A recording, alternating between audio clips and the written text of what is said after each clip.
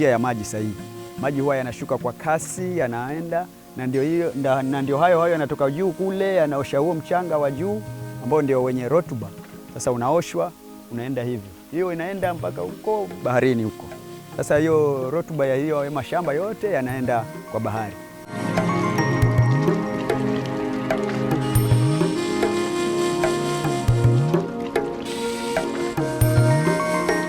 Hapo mwanzo ukulima ulikuwa ni changamoto.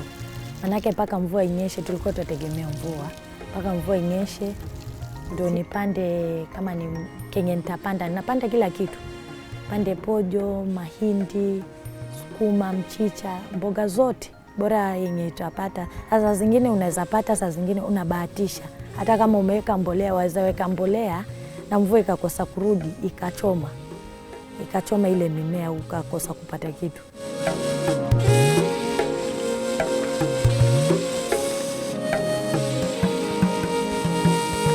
Mimi ni mkulima kwa zaidi ya miaka 40, na kwa wakati huwa hali ya anga ilipobadilika miaka 3-4 iliyopita, nimeathirika mambo mengi sana.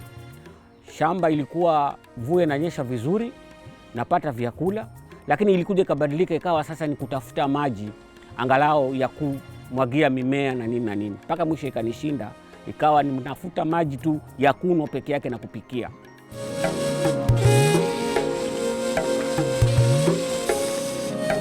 Huu mradi wa Nyarik naona una manufaa mazuri, kwa sababu saa hii mimi nimepanda tomato zangu, nimepanda mahwa, nimepanda hata mchicha. Kabla mradi haujaja, ilikuwa tukilima hatupati mavuno kama vile tunapata sasa. Okay.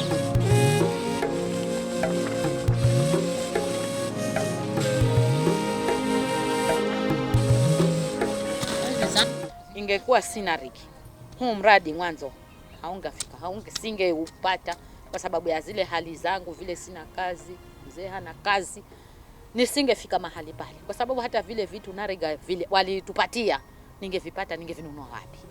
Nake kuna vitu kama hiyo downliner, shade net, solar, piping machine, ningevipata wapi? So mimi ninashukuru Nariga, manake naona pale mahali imeniweka na sahihi kupitia bidii zangu. Kuna mahali imenifikisha sana.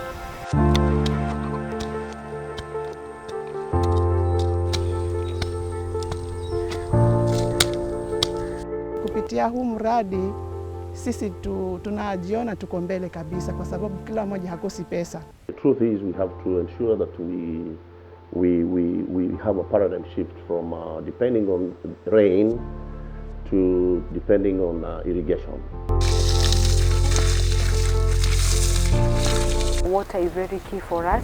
We are a land that we do a lot of farming, but again we have been affected so much with drought, and we don't get rains as we used to get.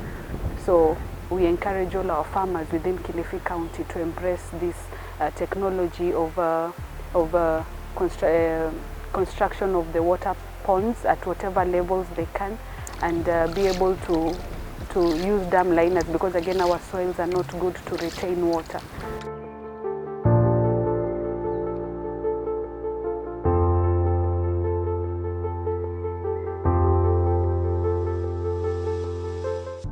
To realize Sustainable Development Goal number 2, which aims to achieve the zero hunger target, the county government of Kilifi has launched a new land management model that focuses on farmers, with the aim of utilizing 50% of the 12,246 square kilometers landmass of arable land for agriculture.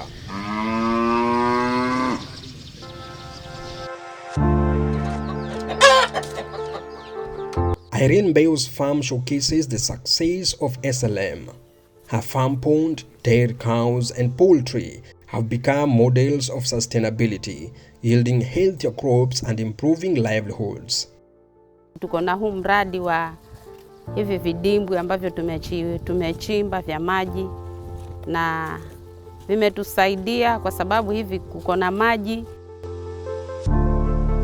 Tunapanda mboga, twapanda na viazi tamu kutokana na hayo maji. Kwa hivyo mimi nasema huu mradi umepata kutusaidia, umetutoa mahali ambapo ulikuwa hata hatujui tutaanzia wapi. Sustainable land management involves adopting sustainable land practices with the goal of improving the health of our ecosystems, enhancing food security, and improving livelihoods of rural communities while reducing environmental degradation. Wataka wa pesa ngapi? 30. Mchicha wa 30. Utapata.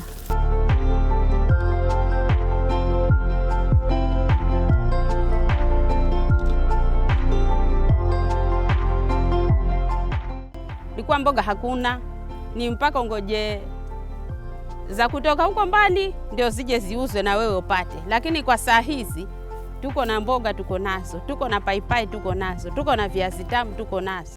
Ndio huu. Haya, nashukuru.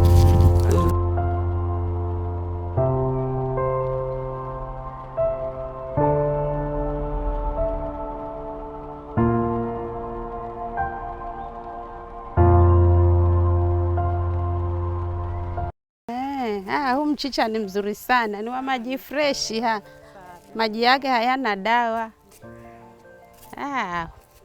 Hizi mboga basi ni za maji freshi, si maji ya madawa, ni maji ya mvua.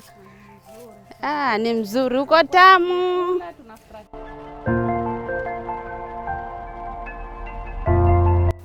We are working in 9 wards. Within these 9 wards, they are grouped into sustainable land management catchments, where in all these areas the key interventions are mirroring the focus on how do we make our lands productive, the productivity, because the main project objective is to increase productivity and profitability.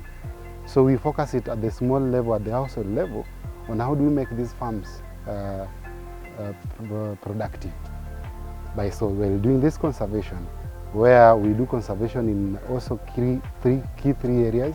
We do terraces, that is addressing the runoff again, at reducing the velocity, and also doing harvesting, small structures, which are easy to construct, which the community can easily adopt.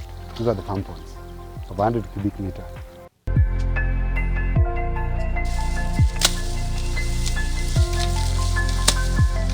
Yale maji ambayo yako kwenye kile kidimbwi nimemwagia hizi nyasi, na kwa saa hii twakata tukiwekea ng'ombe, ili wakati wa kiangazi tuwe twachukua chakula tukiwapa ng'ombe wetu.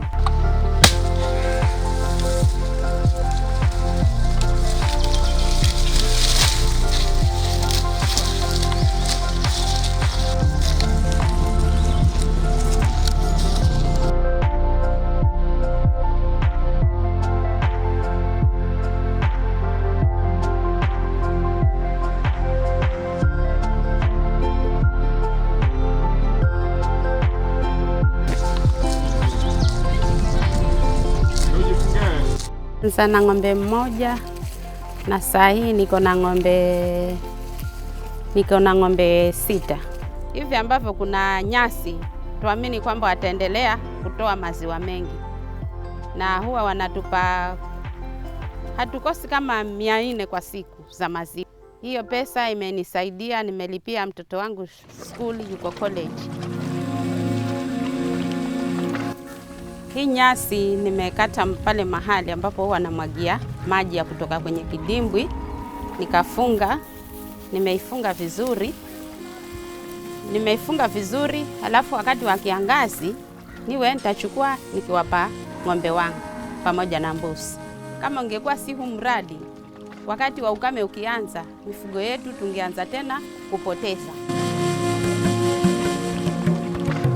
Kwa wakati huu mzee ameretire na tuko nyumbani sote, sasa tumetegemea kuangalia mifugo na kupanda mboga, na hatukosi riziki. Kwa mwezi, kutokana na huu mradi, twaweza pata kama 20,000 na sitakosa akiba ya kuweka kulipia mtoto wangu shule. Mimi yale mafunzo ambayo huwa tumepewa, nashukuru kwa sababu yamenipa hatua. Nikifundishwa pale, nikiondoka huwa natamani nifanye 1-2 katika yale mafundisho. Ndio mbali na ng'ombe, nilipanda hizi ndizi, nikapanda na hii avocado. Mbeleni itakuja nisaidie. As a department, we have a section known as Agricultural Information Desk. So the Agricultural Information Desk is there to give agricultural information specific to given areas with regards to what problem they have. For example, at every ward level, we have our extension officer there or extension officers there. So what they do, our farmers, if they have anything they want to do about farming and they feel that they need information, they normally go to the extension officer. So they are given the right information about what they want to do with regards to farming. Hii ni mbolea. Hii mbolea hii ni ya kinyesi. Hii mbolea hii huwa tupandia nyasi, tupandia na mboga pia. Na hii mbolea hii huwa natoa kwangu na hata kwa wenzangu nao na wapromoti na nunua hii mbolea ya kienyeji.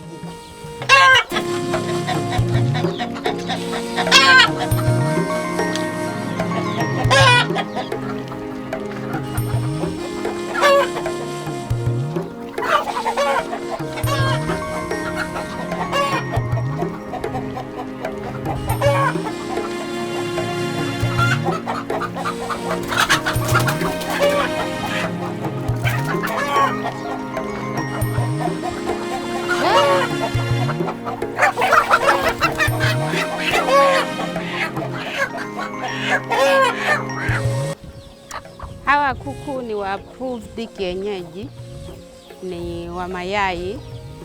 Hawa kuku nilianza hivi juzi kufuga, lakini nashukuru kwa sababu huwa nauza, wananipa faida, na mimi mwenyewe pia nami huwa nakula, sinunui nyama dukani. Tangu nianze huu mradi wa kuku wa kienyeji umenipa faida ya shilingi 40,000. Ningewahimiza tuungane ili tushirikiane, tufundishane ili tuzidi kuenda mbele, tusiwe wamama wa kukaa chini na kungojea tuletewe.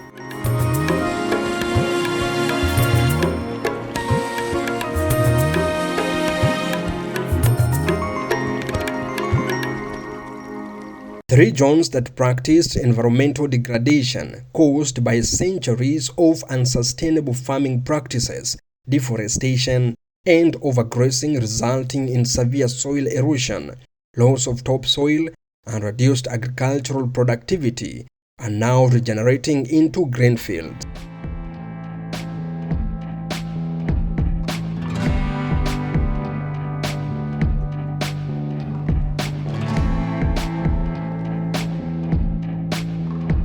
Meet Ali Katana, a subsistence farmer in Kilifi County. His life changed when he embraced sustainable land management practices. With a farm pond for irrigation, Ali began to grow crops that not only fed his family but also offered hope for a brighter tomorrow. Kila wakati unataka kuvuna mboga zako ama unataka kupiga dawa, hakikisha zile ambazo ziko tayari kuvunwa unazitoa mwanzo, halafu ndio upige dawa. Kwa sababu gani? Utakapopiga dawa kabla hujazivuna, inamaanisha sasa ni lazima ungoje kwa muda zaidi. Pengine dawa inataka siku 5 ndio uvune. Sasa itabidi ungoje kwa siku 5 na zile mboga zako tayari ziko tayari. Kwa hivyo huwa zinazidi kupevuka kiasi cha kwamba zinakuwa vile tunakuwa fibrous, zinakuwa kama ziko na nyuzi nyingi pale ndani. Kwa hivyo inakuwa si nzuri kwa wateja. NARIC walikuja huku kwetu kwa ajili ya kutafuta wakulima ambao tutaweza kuwasaidia kwa ukulima wa upanzi wa kitchen garden. So nilipoona walivyokuwa wakifanyiwa wale wakulima wenzangu, wakachimbiwa hizi madimbwi za kutega maji, mimi pia nikapendezwa sana na ule mradi vilikuwa unaofanyia wale. Nika adopt toka kwao, kaulizia walimu, je, ninaweza fanya na mimi mradi huu? wakasema ni sawa, unaweza fanya. Sasa nikabidi mwalimu wa agriculture akaja akanipimia hili dimbwi hapa, kile kiwango ambacho kinahitajika. Sasa nikaanza kujichimbia. The beneficiaries, the guidelines on the program where we target the vulnerable, the VMGs, and also the program also support those who are able to adopt. They are impressed by the interventions and they want to adopt. Also the program has been able to support them with the equipping materials. The key objective was to first, before we started these interventions in our catchment, we wanted to show these farmers in this catchment to have a practical feel of how these conservation structures are done. If you look at the counties in the eastern, that is in Kitui, they fall under the Azores where there are very little rain and there are prolonged drought. And when it rains, it's heavy rain. So they do a lot of conservation. We wanted our farmers to appreciate. So before we start any intervention in any catchment, we take them for an exchange program to appreciate some of these interventions so that when it's done in their farms, they're able to continue. So it was more of learning and getting exposed to some of these structures because they have not been done here.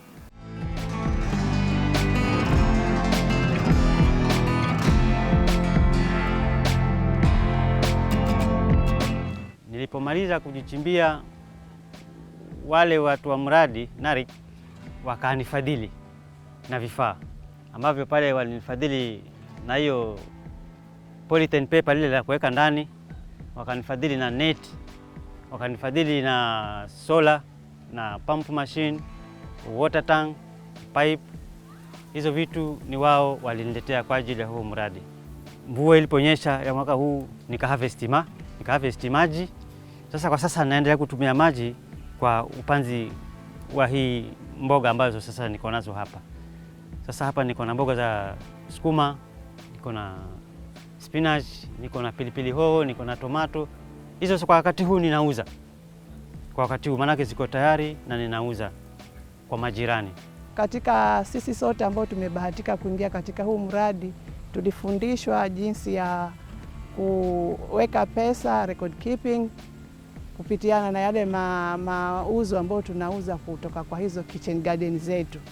Na tulipanga program ya kwamba kila wiki every Thursday tunatembelea kwa mkulima mmoja na tuko na kama kuangushiana pesa, kama tunaweka akiba na kukopeshana ili tusaidie kama wakulima pendako tumeingiliwa na magonjwa. Hizo pesa mtu anaweza kukopa na kaenda kununua hayo madawa ili kudhibiti hayo magonjwa ambayo huwa yanatusumbua.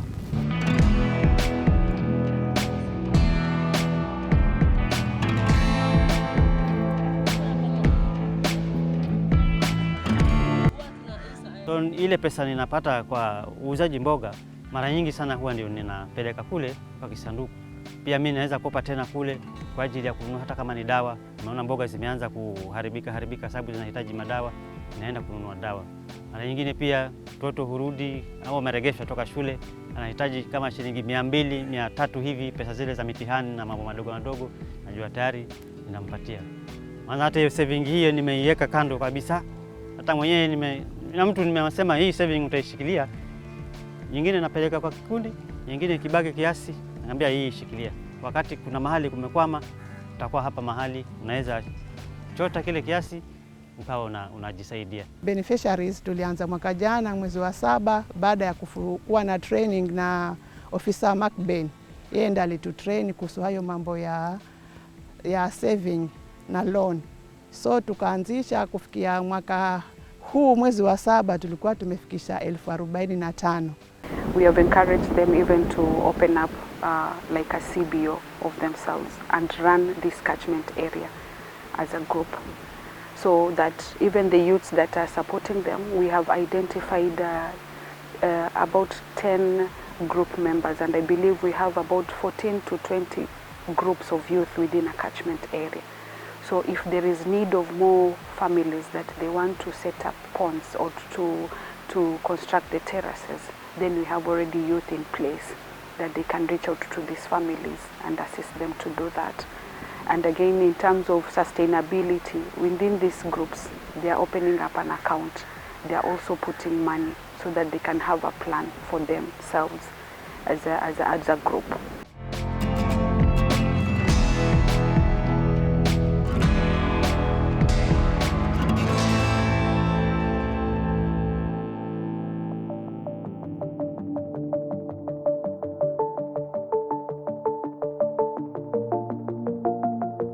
Fatuma Gude, a widow of 7, defied adversity. Sustainable land management became her lifeline, providing the means to feed her family and bring stability in her home. Mradi wa NARG tulifunzwa mambo mengi. Kuna ile ukulima wa kuweka mazikwiti, tulikwenda tukafundishwa, na ukulima wa kuweka mabeseni, vitaru vile, kupanda tomato na mchicha, ukulima wa mchicha, ukulima hata wa ndizi, wa machungwa, wa maembe. Nikaanza kupanda, nikauza, na juzi nikapata hiyo pesa, nikauza kapata hiyo pesa na ikanisaidia.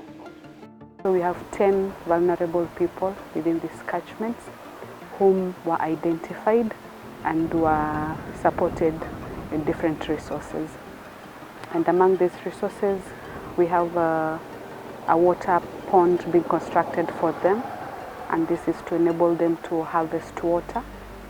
And then we have solar pumps that were given to them, and this is because some of these vulnerable people, they have special needs, and so with the solar pump they're able to pump water easily and use that water in the different ways.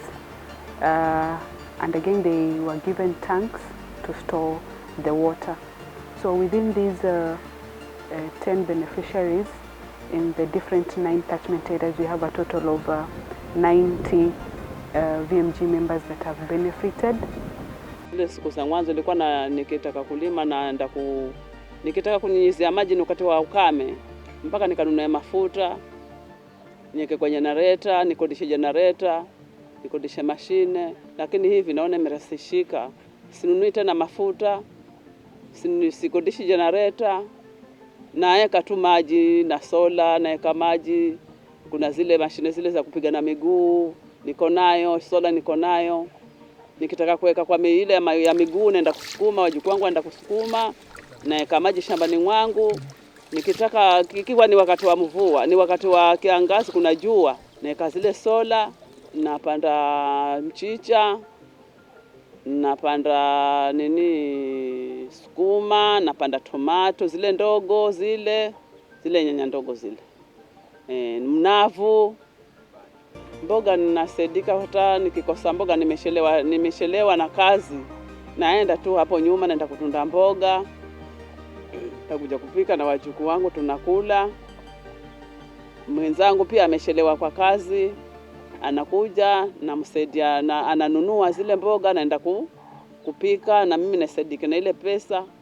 Na naombea hata wenzangu wale ambao tumeshagula sote wakulima, huu mradi wasiuache nyuma, washikilie mikono miwili ili iweze kutusaidia.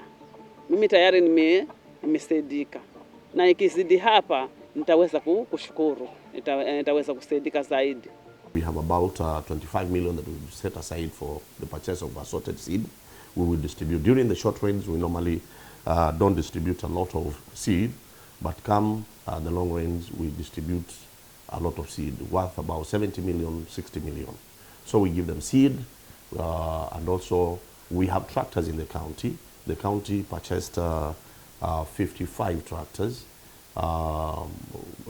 In the middle of all the challenges, we were able to give them subsidized plowing services in the county.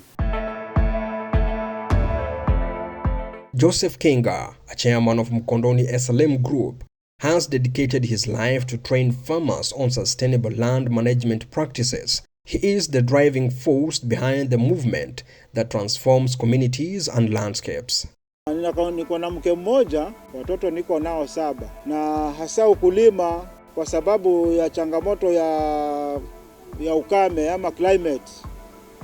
Sijategemea kwa ukamilifu upande wa kilimo, kwa sababu tukipanda huwa haifiki mpaka wakati wa kuvuna, mvua inakata katikati.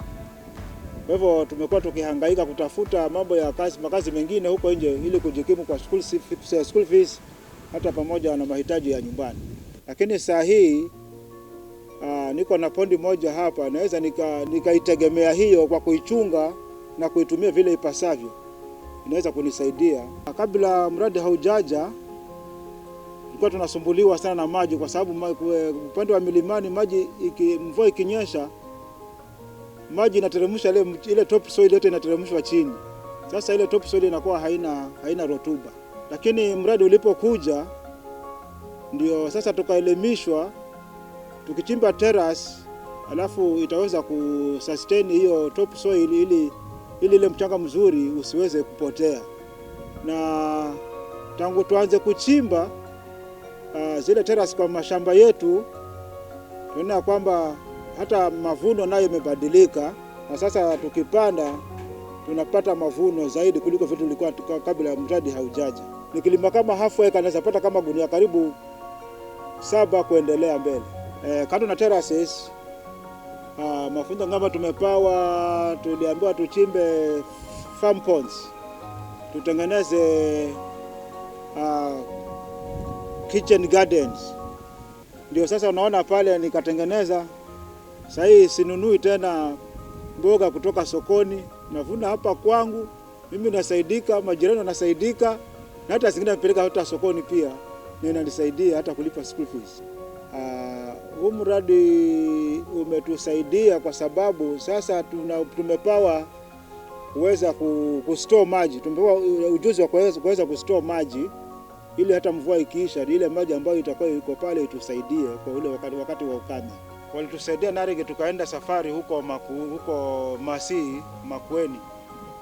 Kwenda tukaona vile wakulima wanapanda vile style ambavyo wanapanda kule. Tukakuta huko maembe imejaa kwa sababu ya ukulima kama huu ambao tunafundisha saa hii huko. Mpaka tukabeba vingine tukaleta huku kuonyesha watu vile inaendelea. Na wakatuambia kwamba kule Ukambani kuna ukame hata zaidi ya huku. Na sasa hivi kumekuwa kuzuri mpaka kumependeza. Hata tulipoenda huko tulikuwa tutamani iwe ndio kwetu, nibaki huko. Lakini kwa sababu si kwetu nikarudi tena huko, lakini kunapendeza. Sasa nasi tunataka tuwaigize wale ili kwamba nasi tufikie kiwango kile. In this catchment, the 9 catchment, we have project management committee at the community level. These committees have regrouped these beneficiaries into groups where they visit each other, they do peer reviewing, where they learn from other members what they are doing. And also to address the sustainability aspect, we have youth in each catchment who have been trained on how to carry out these conservations. So they offer the technical service at the ground level. So even if the extension officers or our officers are not there, we have trained. In each catchment we have 5 youths who we call them paraprofessionals. They're just youths who have done some training in agriculture. Then we have trained them further on water harvesting conservation. Then also our officers under the Director of Crop, all our interventions, all our implementations, we work together with the officers on ground, the field extension officers, so that there's continuity of what we have started. Because in a ward, we have only demarcated a small catchment, but you realize the whole ward might need the entire conservation structures. So the officers are helping us to be able to carry out that to expand in other areas. Mimi kama chairman, kazi yangu ni kuzidi kuelimisha watu kuhusu mradi ili kwamba watu wawe na morali wa kufanya kulingana na vile ambavyo mradi inatakikana. Kwa sababu mwanzo mradi kabla haujaja ulipokuja watu walisema wanaharibiwa mashamba yao, maana hawakujua maana ya terraces na hawakujua maana ile nyingine. Lakini sasa kwa sababu nimechaguliwa kama mwenyekiti, ninaingia humu na mule kuwaelimisha ili kwamba waweze kuelimika ili wazidi kufanya kulingana na ile mafundisho ambayo tunafundishwa kwa ajili ya ukulima.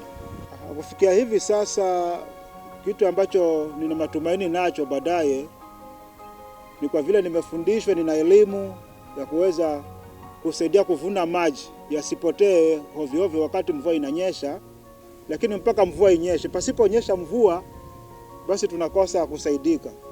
Kiwezekana hata kama tunaweza chimbua boreholes ili tupate maji ambayo itakuwa inaendelea kila wakati wa ukame tunatumia, inaweza kutusaidia zaidi. We have put close to 7 million this year to ensure that we also rehabilitate the Gamra to reach, our target is to ensure that we do 500 acres under irrigation. What we are doing is we are sinking what we call shallow wells, because this is a place where it's close to the river, Sabaki.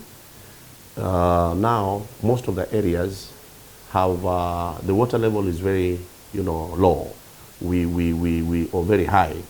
You just have to dig about 10 feet, just 10 feet and you have water. So what we are doing is we are buying them pumps. Through NARIG, communities were required to practice sustainable land management practices on their farmland, resulting in thousands of hectares of land being protected. These efforts have led to improvement in soil quality, water retention, and biodiversity, and have helped reduce the impact of droughts and floods in the region.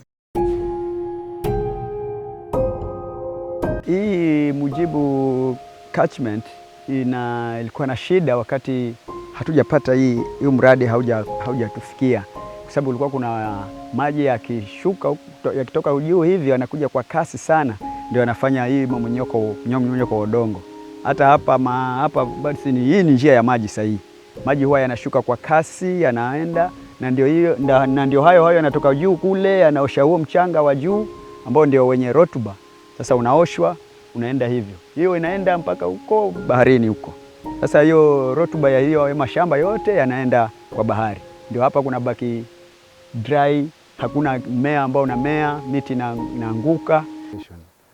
And with the key principle considered is reducing the runoff, so that we can reduce the erosions and we can increase the infiltration and the overall fertility of our soils. So that is the key area where the project is focusing on.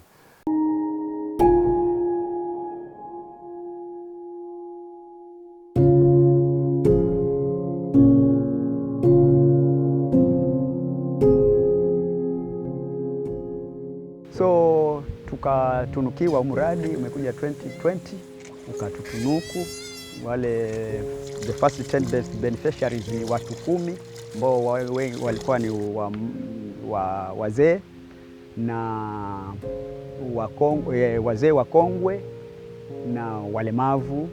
Maana katika wale 10 ambao wamechimbiwa hizi ponds wakaanza ukulima unyunyizi wa mboga na kuhifadhi maji, yale maji ambayo yanashuka ya mvua yanaingia kwa hizo ponds, na ikawa sasa tumeanza kuona faida kwa kilimo na pia hata kwa hiyo mifugo pia, kwa sababu inahitaji maji. Sasa tunashukuru kwa sababu maji mara hii yameingia mengi, mvua imenyesha vizuri na tunaendelea na upanzi hasa wa mboga, mchicha, mnavu, sukuma na tunapata faida.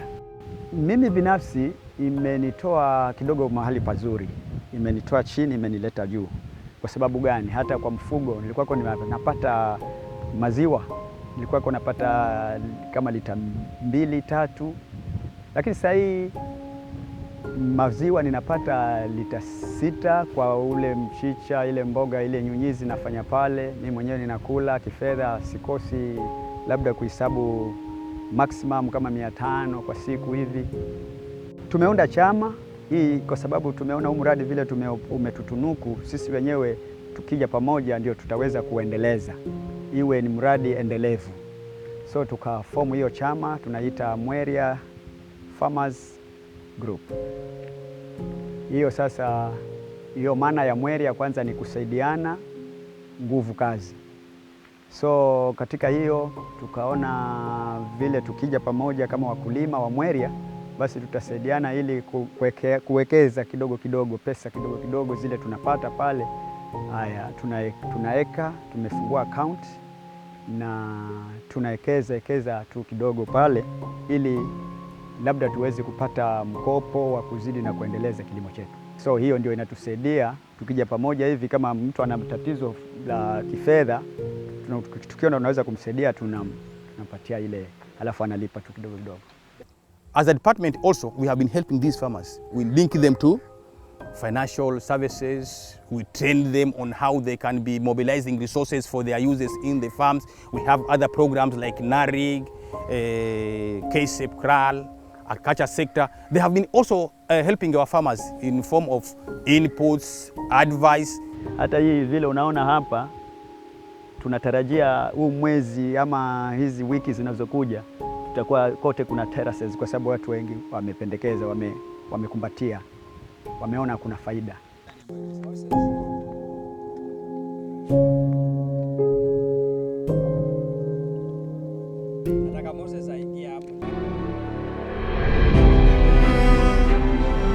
Mohamed Nda from Rabai has seen the positive impact of sustainable land management on his farm.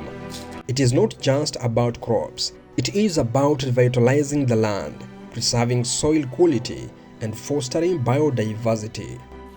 Mimi ni mkulima kwa zaidi ya miaka 40. Na kwa wakati huwa hali ya anga ilipobadilika miaka 3-4 iliyopita, nimeathirika mambo mengi sana. Shamba ilikuwa mvua inanyesha vizuri, napata vyakula, lakini ilikuja kabadilika ikawa sasa ni kutafuta maji angalau ya kumwagia mimea na nini na nini. Mpaka mwisho ikanishinda, ikawa ninafuta maji tu ya kunywa peke yake na kupikia. Kwa sababu ya changamoto hizo nikakaa, lakini wakati wa watu wa NARIG kupitia kwa agriculture nikawasikia wanasema kwamba wanachimbia watu visima vya kuhifadhi maji. Na nikawauliza, je, mimi kama sitachimbiwa sikuchaguliwa kuchimbiwa na nikiamua kuchimba mwenyewe? Basi wale watu wa NARIG wakasema utakuwa umefanya vizuri sana, na ukichimba mwenyewe tuna vitu tutakavyokusaidia navyo. Basi mimi niling'ang'ana, nikachimba mwenyewe mpaka kufikia saa hii. Lakini pia watu wa NARIG nao walinisaidia na sola, wakanisaidia na dam liner, shade net. Our handicap could be probably availability of water for irrigation, where we don't have rivers.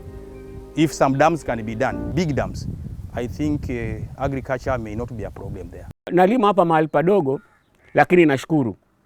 Napata chakula changu na watoto wangu na wajukuu wangu. Sisi tunaona katika wakati huu wa kiangazi, tukiwa sisi tutajitegemea na kulima, na pia serikali ya government kubwa na ya county kitusaidia na mashirika kitusaidia, tunaweza kujitosheleza kwa chakula. Kufikia kwa wakati huu, nimeshukuru sana kwa sababu hata kwa ile kidimbwi iko na maji. Nilikuwa natafuta maji mbali, lakini sasa natoa tu maji pale. Sasa niko na hiki kidimbwi na bado nakiendeleza vizuri, lakini nina imani kwamba after 2 to 3 years to come, kile kidimbwi itakuwa nimekihifadhi vizuri na nitakuwa niko na maji throughout. Na sasa napata mboga, napata matunda, tomata, viazi na nini, lakini bado tu ni ya kidogo kidogo. Lakini nataka kuanzia 2024, 2023 huko kwenda mbele, hasa 2025 niwe nauza hizi vitu either Mombasa ama Kilifi, maana ndio town yetu ya karibu. Niwe nina imani kwamba nitafanya kilimo biashara.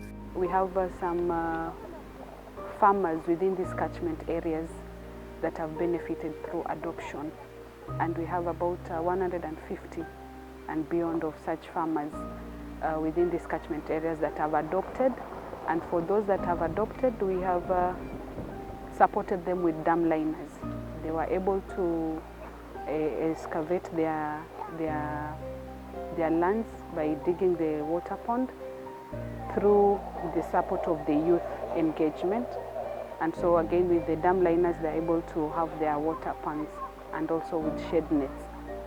Na huu mradi wa NARIG naona una manufaa mazuri. Hizo wiki za nyuma kulikuwa hakuna maji, lakini mimi nilikuwa nashukuru napata kupitia kile kidimbwi. Siendi kuhangaika, watu wanaenda wananunua hata jerrycan $20, lakini mimi nashukuru nasaidika tayari na yale ambayo yako pale. Nimeona ni mradi mzuri, hata napenda hao kina mama nao wajitolee, wawe na moyo huo. Wakipata hicho kidimbwi wataona manufaa mazuri na tutakuwa vizuri. Hata mihogo mingine nilipanda nikamwagia maji, naiona yaendelea vizuri. Migomba yangu naona yaendelea vizuri. Kwa hivyo mimi mradi wa Nyarig nimeupenda na ushukuru, umenisaidia sana. Tangu mvua inyeshe mimi sijaenda kwa duka kununua vitu vya kupika kama mboga mboga hivi.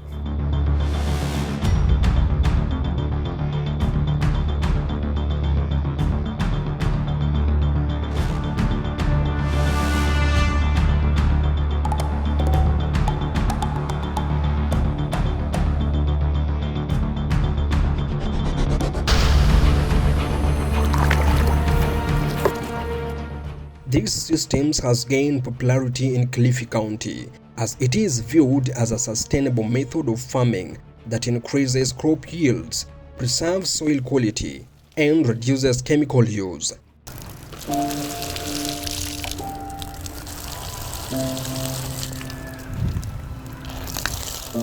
Hapo mwanzo ukulima ulikuwa ni changamoto. Manake mpaka mvua inyeshe, tulikuwa tunategemea mvua. Mpaka mvua inyeshe ndio nipande, kama ni kenye nitapanda, napanda kila kitu.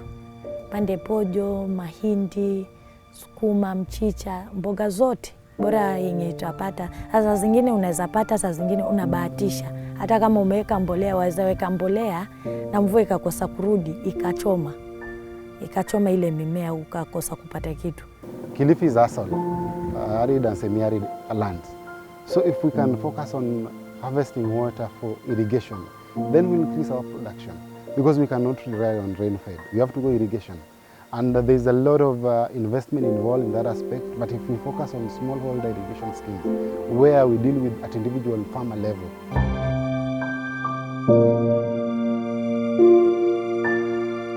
Miaka mitatu iliyopita hakukuwa na mvua.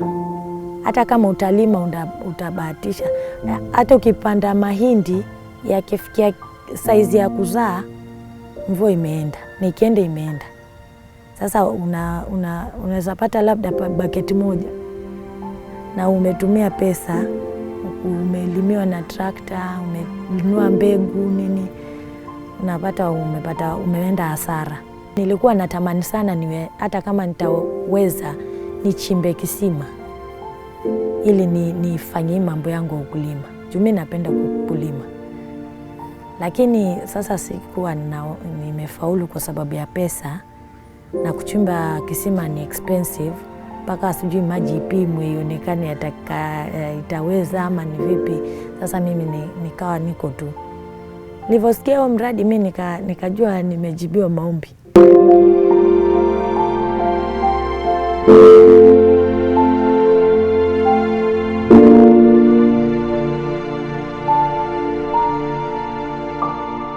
Kama ni sukuma niliuza, mchicha niliuza, spinach niliuza, dania niliuza, tomato ninauza, hata ndo zinaendelea kuisha.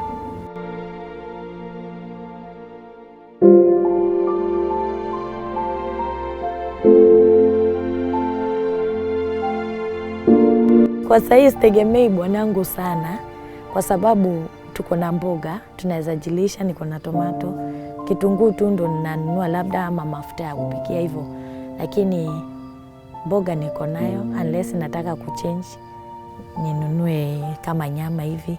Lakini kama ninataka greens niko nazo. Nilikuwa nataka ni expand ukulima wangu wa nieke kuku wa mayai, aina zote, mayai, wanyama. Nilikuwa nimetenga kule pembeni, penye karibu mpaka kule. Nilikuwa nataka nijenge ini yangu ya kuku hapo. So hata kitambo nikitumia hizo nikipata hiyo kinyesi ya kuku na supply kwa shamba. Ndio sitanunua mbolea mimi tena.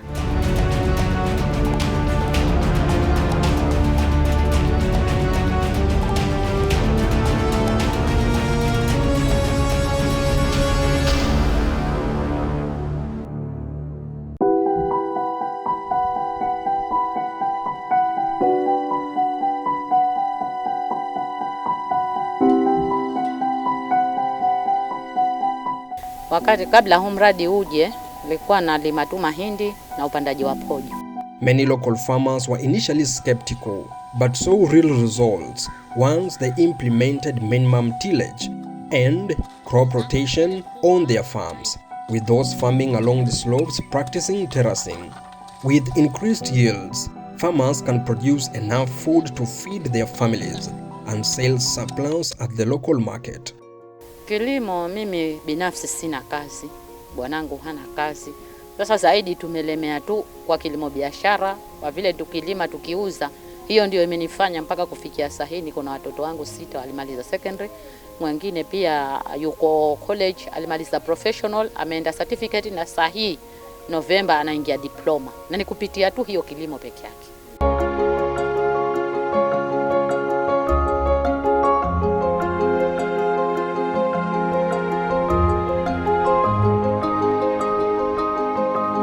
Kanunua mitomato. Tena nilianza tu na ile mbegu ndogo ya 150 Rio. Nashukuru Mungu nikitumia maofisa wangu, na tulikuwa na training kule, tukafundishwa jinsi ya kufanya mtaru na hii. So nimeweka mchicha pale, nimepanda, niko na nasari ya mitomato, niko na brinjal na skuma ambayo haijamea, na ninaendelea tu na hiyo nini. Niliuza mnavu mwingi sana, na hizo tomato nashukuru nilipata madawa, nilizipiga dawa mpaka yani mahali padogo. Hizo tomato tayari za 150 niliuza tomato nikapata 5200 kwa hiyo mitomato, manake ilimea na nikaenda nayo na dawa na nilikuwa nauza. Upande wa soko sikuteseka vile. We have supported a total of 91 VMGs. That is what the program did directly, all these 9 catchments. Then again, now we have 151 who have adopted. Either they are doing their terraces in their own farms, or they are excavating their own farm ponds. We have a total of 151. Then we have additional 27 who have basically concentrated on just doing the terraces. The 151 have done the water harvesting structures, but the 27 have done their own terraces in their own farms. Mimi mwenyewe binafsi nasema NARIC imenisaidia, kwa sababu ingekuwa si NARIC huu mradi mwanzo haungefika, singeupata, kwa sababu ya zile hali zangu, vile sina kazi, mzee hana kazi, nisingefika mahali pale, kwa sababu hata vile vitu NARIC vile walitupatia ningevipata, ningevinunua wapi? Nake kuna vitu kama hiyo downliner, shade net, solar, piping machine, ningevipata wapi? In terms of agriculture, I see us going very far, improving that is, because already there are some strategies. Like I think that we have this CIDP which was prepared. It looks into various issues in terms of agriculture. Mechanization is one of them. Subsidy, inputs giving is part of it. So even those farmers who are disadvantaged, they'll be reached through subsidy. And you see, priority is given to those farmers who are disadvantaged. The widows, the elderly. Umenipunguzia mzigo, manake kwa mfano sahihi nimepata hii tanki. Hii tanki hata ikiwa na maji mwanzo imenisaidia, kwa sababu maji ya kwetu huko yako na shida. Hiyo tayari nimekuwa na msaada. Manake maji yakiwa pale yakijaa, si nimepata msaada tayari. Sitaenda kule wenzangu wanakoenda sahihi. Manake nimesaidika. Pili, kuna hizo mboga pia. Badala ya kuwa nitafute pesa ninunue kwa wenzangu, sasa mimi ndio nauzia wenzangu. Mboga pia sina stress. Ni leo nikitaka kupika brinjal, mboga ziko. Nikitaka kupika skuma, mboga ziko. So mimi ninashukuru NARIC, manake naona pale mahali imeniweka na sahihi kupitia bidii zangu. Kuna mahali imenifikisha sana. Kwa hivyo nashukuru sana. Huu mradi mimi nimeukumbatia.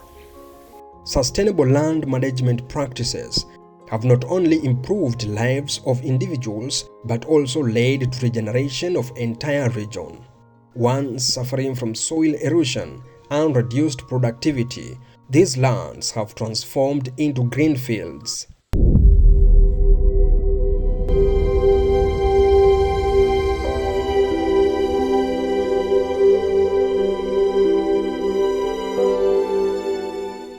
Nilipata ajali mwaka wa 2000 kamili. Sasa nilipopata ajali nikaa nyumbani kateseka, lakini nashukuru Mungu, mradi ulipoingia umenisaidia sana. Manake nafanya kazi hii ya kupanda mboga, napata 50, 20, Haya, watoto wangu wakija kama wataka pesa za kalamu napata. Eva, zo hale. Manza kunywa no chai. And why this special group of people? I'll say these are people that have different disabilities and they cannot reach out to get some water.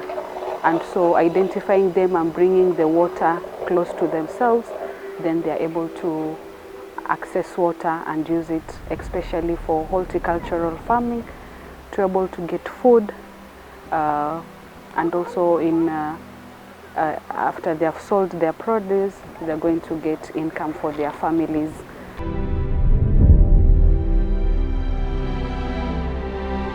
Hali yangu ilikuwa ngumu kusema ukweli. Maanake ilikuwa sahi watoto wakitoka shule pengine bado sijapata mboga, au pengine nimeenda kibarua nimechelewa huko.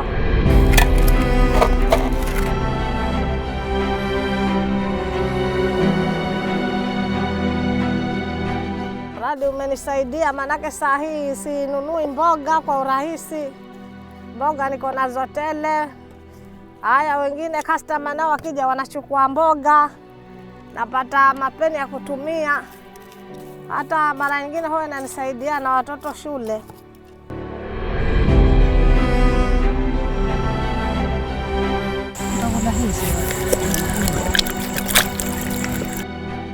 Na ule mzee wangu vile ambavyo anakaa, nilikuwa mimi ni mama wa kuhangaika.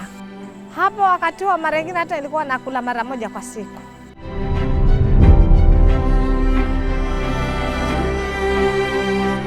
Tangu nipate huu mradi, sasa siulizii kazi, kwa sababu wakati wote niko busy na haya mambo ya kulima, kwa sababu hapa tayari asubuhi hata nilikuwa niko huko shambani ninapanda, ni hapa tayari nimeomba jirani. Sasa mara mtu ananisumbua anataka mboga, nakuja hapa ninakata mboga. Nikirudi pale nikiwa naendelea, mtu anakuja, wenyewe nataka mboga, ninaingia hapo. Kwa hivyo hata saa hii watoto wangu wengine, yule msichana amesema mama nataka 100, hata nimeona amesema kazi rahisi, kwa sababu nimefikisha tayari asubuhi. Jana nimekata, leo nimekata tena, vile bado sijapiga dawa, najua jioni wengine watakuja. Kwa hivyo nasema huu mradi uendelee, kwa sababu umenisukuma tena unaendelea kunisukuma. Saa hii sihangaiki, nimekaa na kunywa chai na kula sima na mboga.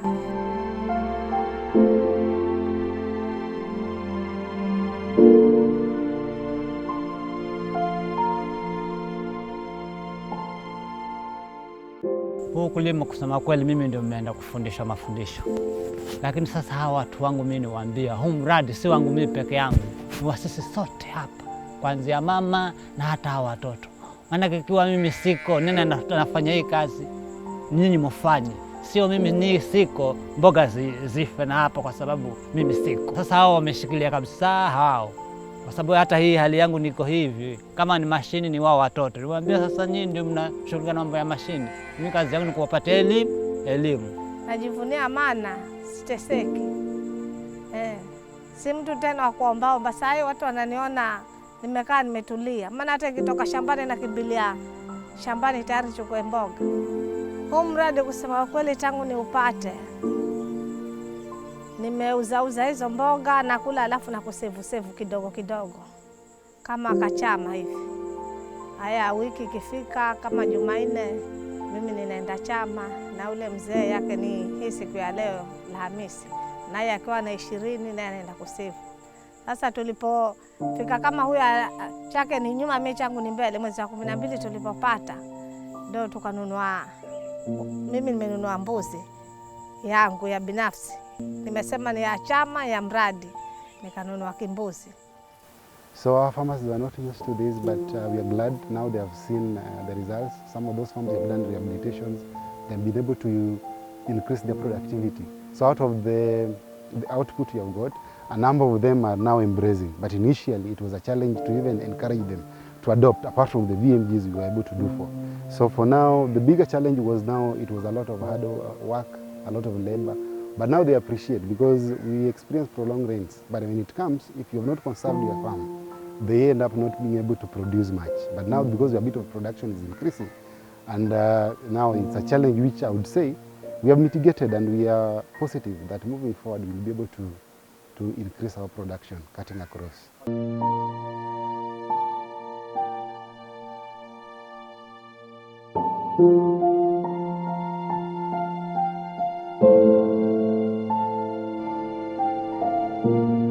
Mradi kusema kweli umesaidia wengi sana.